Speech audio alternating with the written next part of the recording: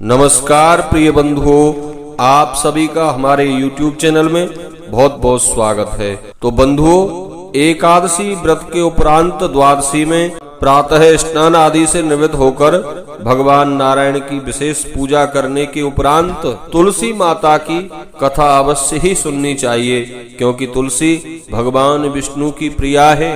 और जो भक्त भगवान विष्णु को तुलसी पत्र अर्पित करते हैं, तुलसी माता की कथा श्रवण करते हैं, भगवान विष्णु उनके ऊपर और उनके घर परिवार में अपनी कृपा सदाएं बरसाए रहते हैं, सदा बरसाते रहते हैं। तो चलिए श्रवण करते हैं तुलसी माता की पवित्र पावनी कथा। एक बार प्रेम से कहिए, बोलिए विष्णु भगवान की जय, तुलसा महारानी की जय।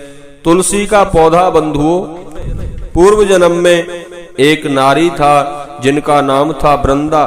राक्षस कुल में जन्मी यह बच्ची बचपन से ही भगवान विष्णु की भक्त थी। जब वह बड़ी हुई तो उनका विवाह राक्षस कुल में ही दानवराज जलंधर से संपन्न हुआ। राक्षस जलंधर समुद्र से उत्पन्न हुआ था और वृंदा बड़ी ही पवित्र और पतिव्रता स्त्री थी, सदा अपने पति की सेवा किया करती थी। एक बार देवताओं और दानवों में युद्ध हुआ। जब जलंधर युद्ध पर जाने लगा तो वृंदा ने कहा, स्वामी आप युद्ध पर जा रहे हैं, आप जब तक युद्ध में रहेंगे मैं पूजा में बैठकर आपकी जीत के लिए अनुष्ठान करूंगी। जब तक आप लौट कर नहीं आते मैं अपना संकल्प नहीं छोड़ूंगी, अपना व्रत नहीं छोड़ूंगी। जलंधर तो युद्ध में चला गया और वृंदा व्रत का संकल्प लेकर पूजा में बैठ गई। उसके पतिव्रत के प्रभाव से बंधुओं, देवता भी जलंधर को नहीं हरा सके।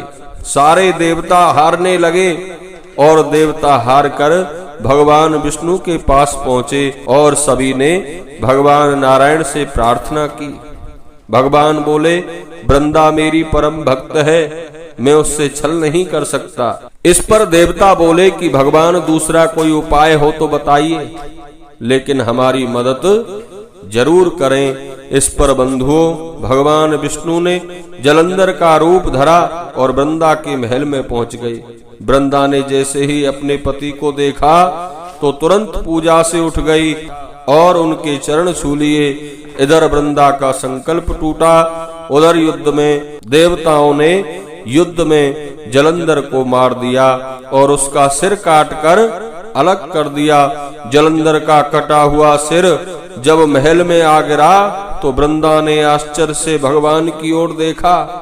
उन्होंने जलंधर का रूप धर रखा था। इस पर भगवान विष्णु अपने असली रूप में आ गए और कुछ बोल नहीं सके। वृंदा ने भगवान विष्णु को क्रोध में आकर श्राप दे दिया कि वे पत्थर के हो जाएं। इसके चलते भगवान तुरंत पत्थर के हो गए। सभी देवताओं में हाहाकार मच गया। देवताओं की प्रार्थना के बाद वृंदा ने अपना श्राप वापस ले लिया। इसके बाद वे अपने पति का सिर लेकर सती हो गई। उनकी राख से एक पौधा निकला। तब भगवान विष्णु ने उस पौधे का नाम तुलसी रखा और कहा कि मैं इस पत्थर रूप में भी रहूंगा, जिसे सालग्राम के नाम से तुलसी जी के साथ ही पूजा जाएगा। इतना ही नहीं, उन्होंने कहा कि किसी भी शुभ कार्य में बिना तुलसी जी के मैं भोग स्वीकार नहीं करूंगा। तभी से तुलसी जी की पूजा होने लगी और कार्तिक मास के शुक्ल पक्ष की देव उठनी एकादशी को तुलसी विवाह का उत्सव मनाया जाता है, जिसमें माँ तुलसी की भगवान विष्णु के रूप सालग्राम भगवान के साथ में विवाह किया जाता है। बंधुओं, यह तुलसी कथा श्रवण करने से भगवान विष्णु श्रवणकर्ता की, एकादशी व्रतकर्ता की मन की समस्त कामनाओं को पूरी करते हैं। आप सभी के घर परिवारों में माँ तुलसी और भगवान नारायण की कृपा सदा बरसती रहे। आप सभी को नमस्कार, प्रणाम, जय श्री कृष्ण।